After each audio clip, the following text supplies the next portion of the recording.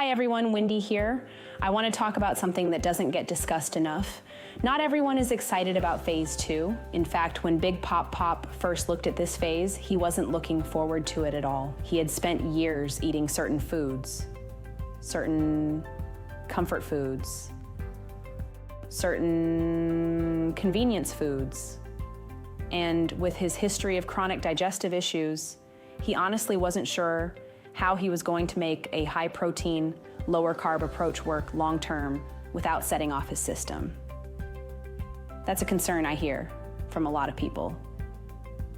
What am I supposed to eat? How am I going to enjoy this? Am I going to be miserable? The answer is no.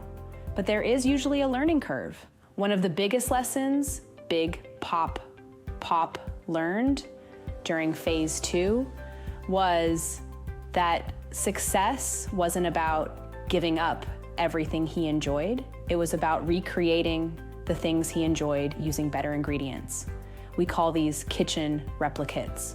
For example, instead of traditional pasta, he started using hearts of palm noodles. Instead of traditional potatoes, he experimented with hearts of palm potato alternatives. Instead of highly processed breads and wraps, he found clean, high-fiber wraps made with avocado oil that worked well as a tactical food. He discovered that clean meats cooked in beef tallow tasted better than he expected.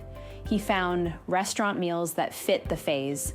One of his favorites became a strawberry chicken salad from Schlotzsky's with no croutons and no sugary dressing. Little by little, he started building a list of foods he genuinely enjoyed. And that's the secret to this phase. You are not trying to survive phase 2. You are building your phase 2 playbook. You're creating a list of meals, a list of snacks, a list of restaurant options, a list of go-to foods that work for your lifestyle. By the end of the phase, Big Pop had recreated many of the foods he normally enjoyed in a higher protein, lower carb, lower sugar format. What started as one of the phases he dreaded became one of the most valuable tools in his toolbox. In fact, many of those foods stayed with him through phases 2 through 8. Now let's talk about Mei Mei. Mei Mei is completely different. She loves phase 2. This is naturally how she prefers to eat: higher protein, lower sugar, simple meals.